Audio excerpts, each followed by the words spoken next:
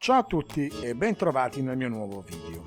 In questo video, come è facile capire leggendo il titolo, parlerò di aerei, di posti a bordo. Un posto vale l'altro? No, assolutamente no. Le linee aeree lo sanno e per quello fanno pagare un surplus per far scegliere alle persone il posto che desiderano. Ad esempio, penso che voi già lo sappiate, io adoro nei voli intercontinentali che durano molte ore gli ultimi posti, gli ultimissimi, specialmente se magari mi trovo a volare con un Boeing e gli ultimi posti, le ultime file sono composte lateralmente a destra e a sinistra da 2 sole poltrone e non da 3, anche se sono praticamente quasi sempre vuote quando l'aereo non è pieno. Per riservarsele bisogna pagare una cifra in più. Comunque, ritorniamo a bomba. Al di là del fatto della comodità, della scomodità dei singoli posti a bordo, parlerò principalmente del modo con i quali vengono decisi gli accessi all'aeromobile, cioè chi entra per prima dentro l'aereo. Una volta c'era solamente la prima classe, che poi aveva nomi diversi a seconda del tipo di vettore, e poi tutti gli altri. Magari uno dice mi metto prima lì, almeno entro un pochettino prima. Non è più così. Sotto un certo punto di vista, se questo tipo di meccanismo avesse un senso, fosse creato con un senso logico, sarebbe giusto così. Ma purtroppo così non è. Perlomeno io non sono riuscito a trovare una logica e vi dimostrerò che ho ragione a non capirci un emerito tubo di niente. Prenderò ad esempio gli ultimi voli che ho fatto durante la mia ultima vacanza, quella dal 24 di giugno al 17 di luglio, mi viene quasi da ridere, dove?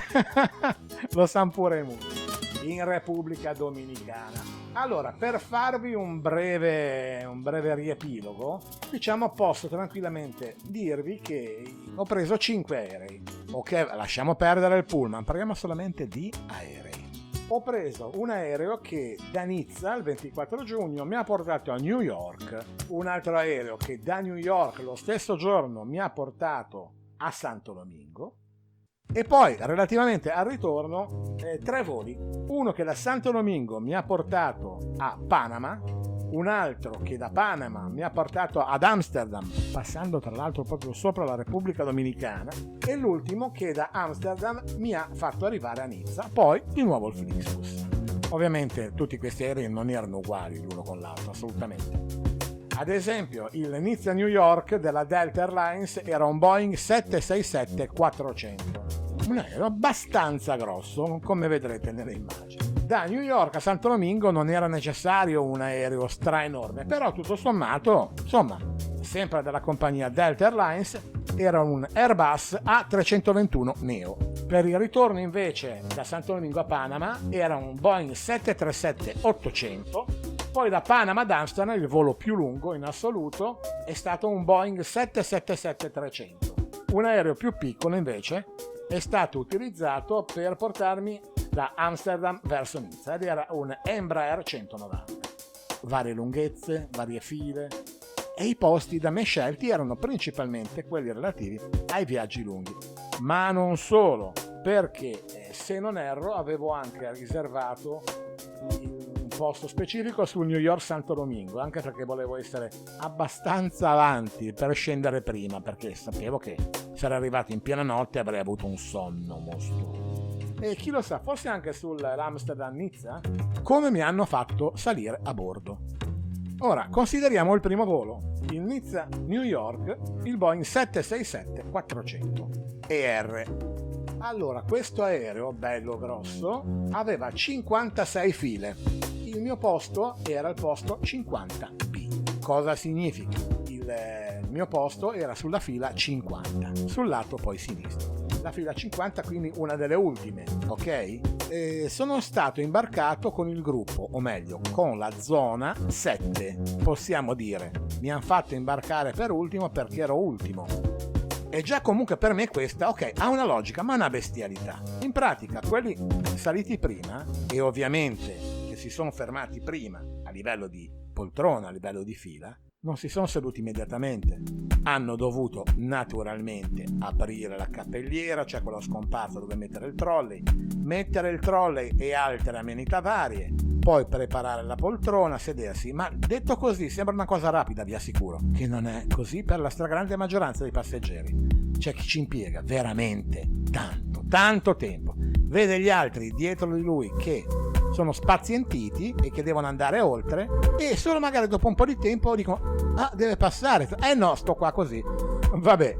Quindi diciamo che è fastidiosa la cosa, perché in pratica uno entra col suo bel gruppo 7, ma quelli del gruppo 6, 5, 4 e forse anche 3 sono ancora lì in piedi che stanno mettendo a posto qualcosa, addirittura ti mettono il bagaglio, si siedono, poi si rialzano, aprono il bagaglio, prendono un'altra cosa. Comunque diciamo la logica, facilitiamo quelli che sono prima e quelli in fondo invece, cavoli loro. Quelli in fondo hanno speso di più di quelli che hanno avuto il posto così assegnato a caso. Io quel posto me lo sono pagato, quindi a dirvi così come logica direi: cara Delta Airlines, questi signori che hanno pagato per i loro posti, falli imbarcare con un gruppo, una zona prima. L'ideale sarebbe, visto che vanno in fondo, quelli che vanno in fondo fateli imbarcare per primi.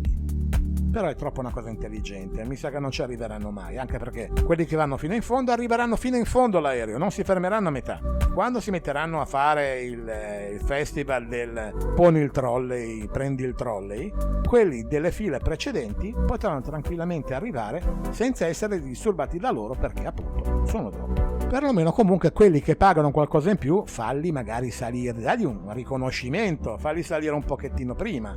Comunque, ora vedete, l'aereo è questo qua, decisamente lungo, il mio posto era quello e sono salito col gruppo 7, vorrà dire, dopo di te nessun altro. Ora, a seconda delle compagnie, a volte i gruppi si fermano al 5 e certi invece, come la Delta, arrivano fino al 7, il 7 proprio è l'ultimo. Sempre con la Delta Airlines, poi da New York, lo scalo che ho fatto a JFK di New York, e vi assicuro che non ho visto nient'altro di New York, solamente all'aeroporto. Tra l'altro speravo di potermi comprare una New York cheesecake, che è particolare. Niente, era più facile trovare una pizza, dei tacos, che del cibo americano all'aeroporto internazionale di New York. Comunque, la sera allora ho preso, sempre dalla Delta, un Airbus A321 Neo. Vedete? Bell'aereo, bello. Con solo 39 file, non più le 50 o addirittura le 60 che porterà un volo successivo. Il mio posto era il 18F. Il 18, ricordate. Io con il 18F mi sono imbarcato nel gruppo 7. Quindi gli ultimi che salivano a bordo. E qua spiegatemi, non c'è logica. Assolutamente non c'è nessun tipo di logica. Mi metto praticamente nella parte centrale, più davanti, che diciamo nel mezzo preciso dell'aereo, e mi fai salire per ultimo? Non ha senso. Anche qua ricordo, devo aver acquistato il posto. E il gruppo 7. Adesso lo vedete un pochettino più in scala piccola, però per far vedere nella sua interezza quanto era lungo e dove ero io. E mi fanno marcare per ultimo. Comunque diciamo che il trionfo dell'assurdità si è verificato con il primo dei 3 voli del ritorno, cioè il Santo Domingo Panama, con la Copa Airlines. Copa Airlines, che devo dire, un'ottima compagnia aerea, è la compagnia di bandiera di Panama. Però è stato utilizzato un Boeing 737-800, 33 file solamente.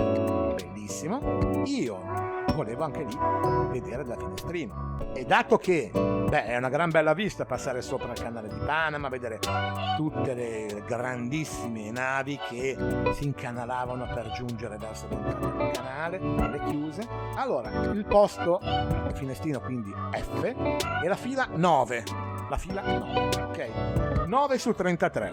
Vedete un pochettino qua sulla mappa, sono molto in avanti. Volete sapere che zona mi è stata assegnata? Guardate dove sono, guardate quanto è lungo l'aereo. Sono 7, il gruppo 7, gli ultimi a salire a bordo. E qua proprio non capisco più niente. Se andiamo a vedere con un ragionamento logico, forse questo sarebbe l'ordine esatto. si imbarcano prima quelli dopo e quelli con le prime file praticamente per ultimi. Se questo ha un senso, che senso aveva quello invece utilizzato dalla Delta? Zero. Ma la cosa bella che con me era lì che aspettava un ragazzo di Saint Lucia, anche lui vede gruppo zona 1, zona 2, vabbè quelli ok, zona 3, li guardava e rimaneva lì così, passavano tutti e io dicevo perché si è messo a parlare, lui aveva la fila 10, quindi era una fila dietro di me, nient'altro, anche lui zona 7. Infatti quando poi siamo arrivati a Panama, poi lui ovviamente è andato per raggiungere l'aereo che l'aveva portato a Santa Lucia. Gli incontri che si fanno in aeroporto sono anche piacevoli e ti costringono a parlare una lingua non tua, a meno che non trovi proprio italiani allora. Ma vi dico, a un certo punto, quando poi sono arrivato ad Amsterdam, era anche piacevole sentire chi parlava spagnolo. Sono arrivato a Panama, ho preso, dopo qualche oretta, il Panama Amsterdam della KLM, un Boeing 737-300, decisamente lunghissimo. Come potete vedere è un bel po' di aereo. Ha 63 file e io, come vi avevo detto, ho scelto l'ultima, quindi la 63esima. Mi sono imbarcato nella zona con il gruppo 4, ma nel gruppo 4 non pensate che c'erano poi il 5, 6 e 7. Mi sembra che il gruppo 4 era l'ultimo. Non lo so, che logica usate, ognuno non lo so, usa la sua. Secondo me chi paga dovrebbe essere leggermente anche agevolato, avere un minimo di privilegio. Mi ricordo che nel viaggio di gennaio-febbraio ho volato con la Air Europa e lì, pagando un piccolo surplus, appartenevo a una, diciamo, sempre ovviamente la classe economy, però tipo privilegiata. Avevo un accesso privilegiato all'aereo, quindi salivo fra i primi. Dopo la prima classe, la business, salivo io. Comunque sono salito con la zona 4. Sinceramente non so se esiste una 5. Sicuramente una 6 e una 7 non ci sono. Comunque con la zona 4. E che vogliamo dire poi del volo finale? Lì proprio non l'avevo prenotato, infatti ero sul corridoio. Beh, sinceramente andare da Amsterdam e Nizza, mettermi dal finestrino per guardare il mare, diciamo che non c'era niente di entusiasmante. È lo stesso mare della mia città, quindi. Comunque era un Embraer 190, aveva 26 posti, il più piccolo. Avevo il posto 10, 10C, la fila 10, e anche lì, zona 4. Ma perché? Sul volo lungo, che ero in fondo, mi hai fatto salire per ultimo. Sul volo con l'aereo piccolo, che sono praticamente prima della metà, mi fai salire per ultimo lo stesso. Non riesco a trovare una logica. Riguardiamo dal primo all'ultimo dei 5 aerei che ho preso per quella vacanza. Ecco qua, Nizza New York, il Boeing 767-400. Questo è l'aereo, vedete i posti e vedete dov'è il mio posto. Entrato l'ultimo gruppo.